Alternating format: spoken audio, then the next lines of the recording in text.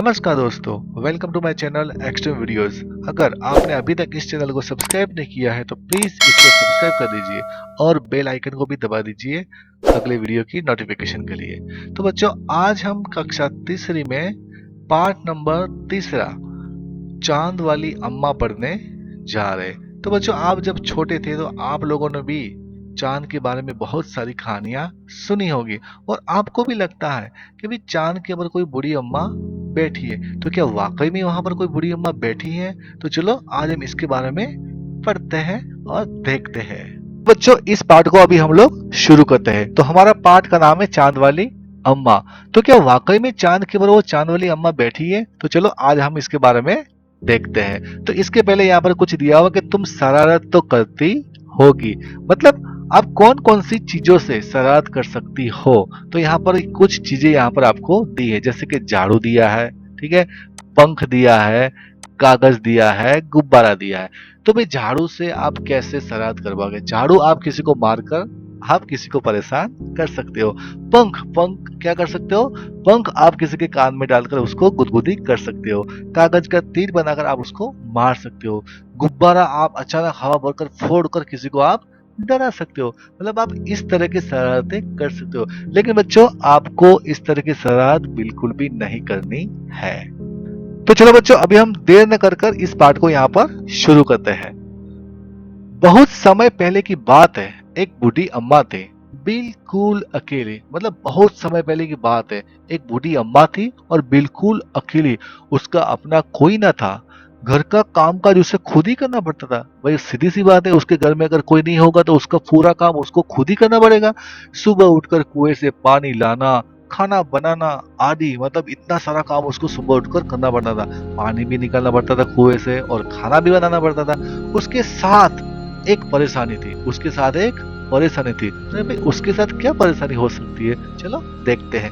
वो रोज सुबह उठकर जब घर में झाड़ू लगाती तब तक तो सब ठीक रहता, पर जैसे ही वह आंगन में जाती और झाड़ू लगाने के लिए झुकती तभी आसमान आकर उसकी कमर से टकराता। अरे भाई, उसके साथ मतलब सब कुछ सही चल रहा था, लेकिन उसके एक प्रॉब्लम था। वो ये प्रॉब्लम था कि वो जैसे आंगन में झाड़ू लगाती और जैसे ही वो आंगन में जाती और झाड़ू लगाने के लिए झुकती तो ऊपर से आसमान आकर उसकी कमर से टकराता। तो यहाँ पर आसमान कैसे टकराएगा? तो आप यहाँ पर इस पिक्चर में, इस चित्र में आप उसको देख सकते हैं।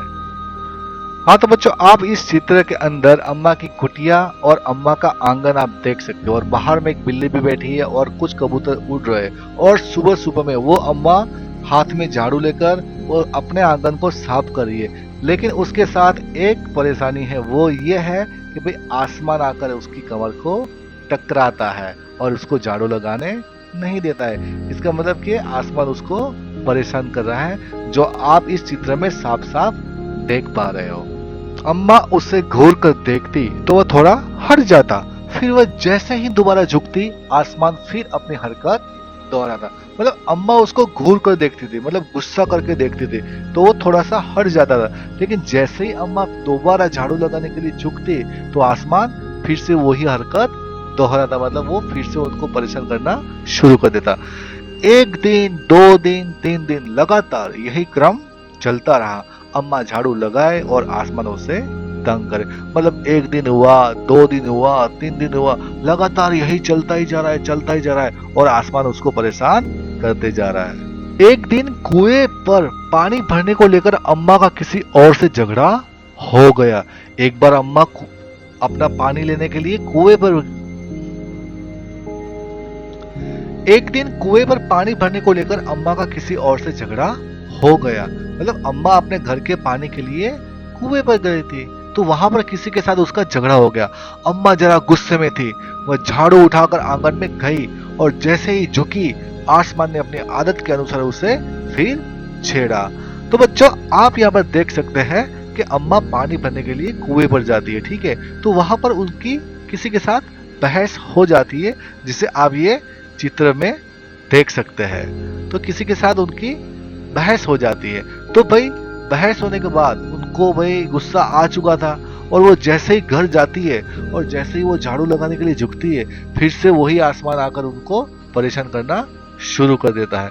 अम्मा ने आओ देखा न ताओ, मतलब अम्मा ने कुछ देखा नहीं और कसकर एक झाड़ू आसमान को दे मारी, जिसको आप इस पिक्चर में देख सकते हो। देखिए कितना जोर से उन्होंने आसमान को झाड़ू मारा। एक तो वो कुएं पर पानी भरने गई थी, वहां पर उनका किसी के साथ झगड़ा हो गया था और एक तो गुस्सा था और ऊपर से आसमान उनको परेशान कर रहा था, तो उन्होंने आओ देखना था, मतलब उन्होंने आगे पीछे कुछ नहीं देखा और आसमान को फट से एक झाड़ू मार दी, जिसको आप इस पिक्चर में देख सकते हैं। आसमान झट हट गया, पर वह भी अपनी आदत से मजबूर था। भाई आसमान को जैसे झाड़ू लगा तो वो हट तो गया, लेकिन वो अपनी आदत से मजबूर था। अम्मा जैसे फिर से झुकी तो वैसे आसमान ने टक्कर मारना शुरू कर दिया। अम्मा ने फिर पूरी ताकत से उस पर वार किया। आसमान को शरारत सूझी। इस बार उसने झाड़ू पकड़ ली, जिसको आप यहाँ पर इस चित्र में देख सकते हो।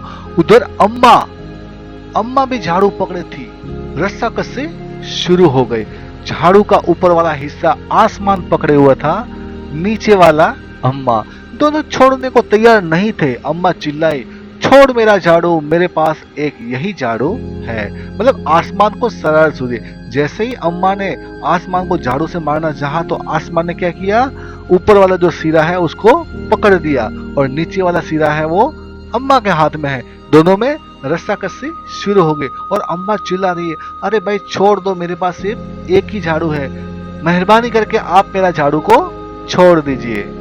तब भी आसमान ने नहीं छोड़ा। बूढ़ी अम्मा कब तक रस्साकसी कर दी, थक गई। आसमान ने झाड़ू खींचना नहीं छोड़ा। अब वह झाड़ू के साथ ऊपर उठने लगा। उसके साथ साथ झाड़ू पकड़े हुए अम्मा भी ऊपर जाने लगी। वह चिल्लाई, मुझे नीचे छोड़ दे, मुझे नीचे छोड़ दे। अब भाई आसमान ने भी झाड़ू को नहीं छोड़ा, तो अब धीरे धीरे रस्साकसी बढ़ती गई और अम्मा भी थक गई थी। अब कब तक रस्साकसी करती, और आसमान ने भी झाड़ू को छोड़ा नहीं। अब अम्मा है वो झाड़ू के साथ ऊपर उठने लगी और अम्मा चिल्लाने लगी, भाई मुझे नीचे छोड़ दे, मुझे नीचे छोड़ दे। आसमान ने कहा, अम्मा अब मैं तुम्हें नहीं छोड़ूंगा, ले चलूंगा ऊपर, वहीं पर झाड़ू लगाना। तो आसमान ने क्या बोला, अम्मा अब मैं तुझे नहीं छोड़ूंगा, अब तू आसमान में ही झाड़ू लगाना। अम्मा अब झाड़ू नहीं छोड़ सकती थी क्योंकि वो बहुत ऊपर पहुंच चुकी थी। तभी उसे वहां चांद दिख गया। झट अम्मा ने पैर बढ़ाया और चांद पर चढ़ गए, पर झाड़ू नहीं छोड़ी। आसमान को फिर शरारत सूझी। उसने सोचा, अम्मा तो चांद पर चढ़ गई है, यदि चांद उसकी मदद करेगा तो मैं हार जाऊंगा, इसे यही रहने देता हूँ। मतलब अभी क्या होता है कि अम्मा ने तो भाई झाड़ू छोड़ी नहीं, तो वो आसमान तो उसको ऊपर खींचते खींचते लेकर चला जा रहा है, तो बीच में चांद आता है। तो अम्मा ने क्या किया, वो चांद पर चढ़ जाती है। तो आसमान को लगा कि अरे अम्मा तो चांद पर चली गई है, तो अगर इसे परेशान करूंगा तो चांद मुझे हरा देगा। ठीक है, तो एक काम करता हूँ, मैं इस अम्मा को यहाँ चांद पर ही रहने देता हूँ। ऐसा सोचकर उसने झाड़ू छोड़ दिया। अम्मा झाड़ू सहित चांद पर रह गई। वह इतनी थक गई थी कि झाड़ू पकड़े पकड़े ही चांद पर बैठ गई। आसमान ऊपर चला गया। उस दिन से आज तक बूढ़ी अम्मा झाड़ू पकड़े चांद पर बैठी है। तो बच्चों आपने यहाँ पर देखा कि भाई आसमान ने उसको छोड़ दिया, तो वो आज भी अम्मा वहां पर झाड़ू पकड़े हुए उस चांद की धरती पर बैठी हुई है। तो चलो बच्चों अभी हम लोग इस स्वाध्याय को देखेंगे। तो पहला है तुम्हारी कल्पना से। ठीक है, तो पहला क्वेश्चन है, बूढ़ी अम्मा चांद पर क्यों चढ़ गई होगी। तो भाई बूढ़ी अम्मा चांद पर क्यों चली गई होगी, तो इसका उत्तर है, बूढ़ी अम्मा ने सोचा होगा कि पता नहीं आसमान उसे कहाँ ले जाएगा। वह समझती थी कि चांद से वह पृथ्वी पर चली जाएगी। वह आसमान से पीछा छुड़ाने के लिए चांद पर चढ़ गए होंगे। तो भाई उसको लगा होगा कि भाई मैं चांद से तो अपने घर जा सकती हूँ, शायद ये आसमान मुझे कहीं और ऊपर ले गया तो फिर क्या होगा मेरा, इसलिए बूढ़ी अम्मा चांद पर चढ़ गए होंगे। प्रश्न दूसरा, चांद वाली अम्मा झाड़ू क्यों नहीं छोड़ना चाहती थी। इसका उत्तर है, चांद वाली अम्मा झाड़ू इसलिए नहीं छोड़ना चाहती थी क्योंकि उसके पास एक ही झाड़ू था। तो भाई चांद वाली अम्मा ने आपने देखा कि भाई वो सुबह सुबह अपने आंगन में झाड़ू लगाती थी और उसके पास वो एक ही झाड़ू था, इसलिए वो झाड़ू छोड़ना नहीं चाहती थी। ठीक है बच्चों, अब यहाँ पर देखिए प्रश्न नंबर तीसरा है, चित्रों को देखकर बताओ कि अम्मा के साथ कौन कौन रहता होगा।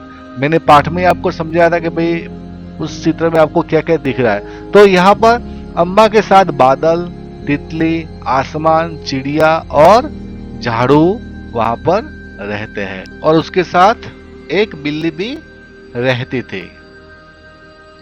प्रश्न चौथा, आसमान बार बार आकर अम्मा की कमर से क्यों टकराता था? तुम्हें क्या लगता है? इसका उत्तर है आसमान बार बार आकर अम्मा को छेड़ने के लिए उसकी कमर से टकराता था। आसमान को शरारत करने में मजा आता होगा। पहले के समय में आसमान इतना ऊंचा नहीं होता होगा। हमें लगता है कि आसमान के पास ऊपर नीचे जाने की शक्ति थी या हो सकती है। मतलब हमें कुछ पता नहीं है कि भाई आसमान को क्या ये सब करने में मजा आता था कि भाई पहले आसमान एकदम नीचे था, वो हमें इतना कुछ पता नहीं है, लेकिन हमें लगता है कि ऐसा हो सकता है।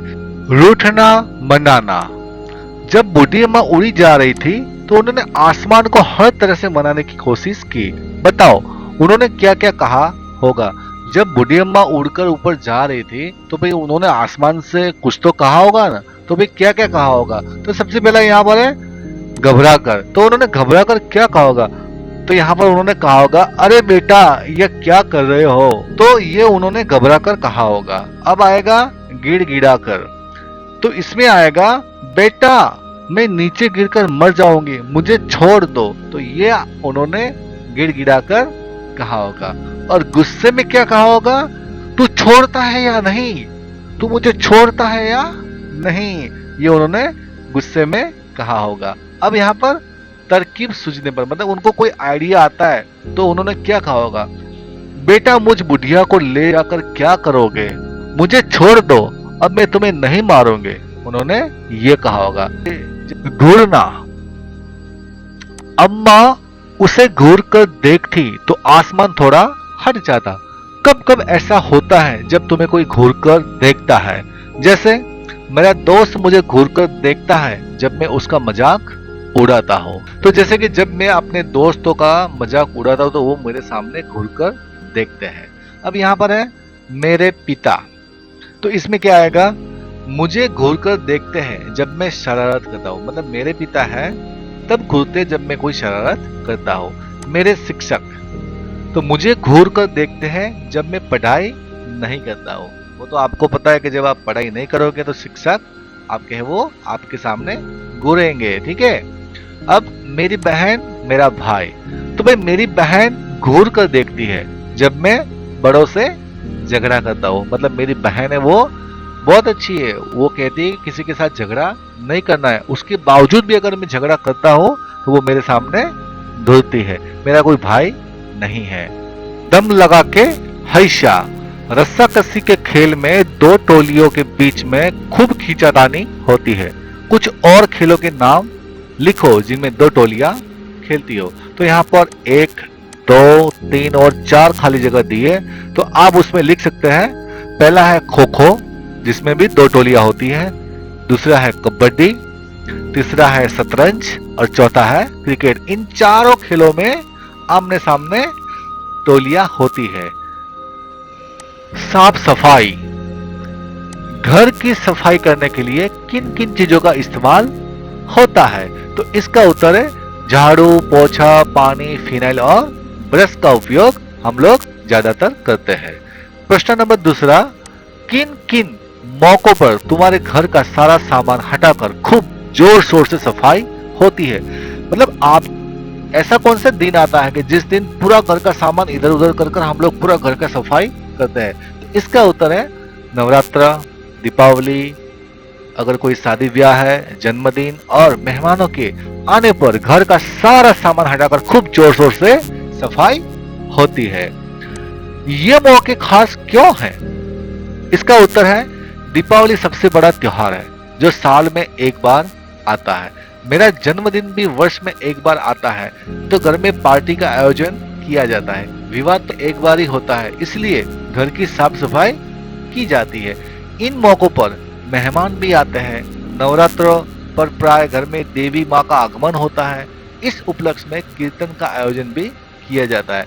मेहमानों के सामने घर साफ सुथरा होना चाहिए, ऐसा हमारा मानना है। इसलिए हम लोग इस त्योहार पर पूरे घर की सफाई करते हैं। प्रश्न चौथा, सफाई के काम से जुड़े हुए शब्द सोचो और लिखो। जैसे झाड़ना। ठीक है, अब यहाँ पर उसका उत्तर है धोना, पोंछना, रगड़ना और चमकाना। तो ये सारे शब्द है वो सफाई से जुड़े हुए। काम कौन करता है? तो पहला है बूढ़ी अम्मा अकेली रहती थी, उन्हें घर का सारा काम अकेले ही करना पड़ता होगा। उन कामों की सूची बनाओ जो उन्हें सुबह से शाम तक करने पड़ते होंगे। यह भी बताओ कि तुम्हारे घर में ये काम कौन कौन करता है। अब आप देखिए यहाँ पर बूढ़ी अम्मा का काम कौन कौन से काम होते हैं। तो पहला काम है उनका पानी भरना, दूसरा काम है सफाई करना, तीसरा काम है कपड़े धोना और चौथा काम है खाना बनाना। अब मेरे घर में कौन ये काम करता है? तो यहाँ पर पानी भरने का काम माता और पिता दोनों करते हैं, दूसरा है सफाई करना, वो नौकरानी करती है, तीसरा काम है कपड़ा धोना, वो मेरी बड़ी बहन करती है और चौथा खाना बनाना, वो मेरी माताजी करती है। तुम कौन कौन से काम करते हो? अपने कामों के बारे में आपको बताना है। पहला है घर के काम। तो भाई घर के काम में कौन से करता हो? पहला है जूते बर्तन उठाकर रखना। ठीक है, दूसरा है भाई इधर उधर जो चीजें पड़ी होती है उसको उसके सही ठिकाने पर रखना। ठीक है, जूतों को पॉलिश करना, मेहमानों को पानी देना, सब्जी काटने में मदद करना।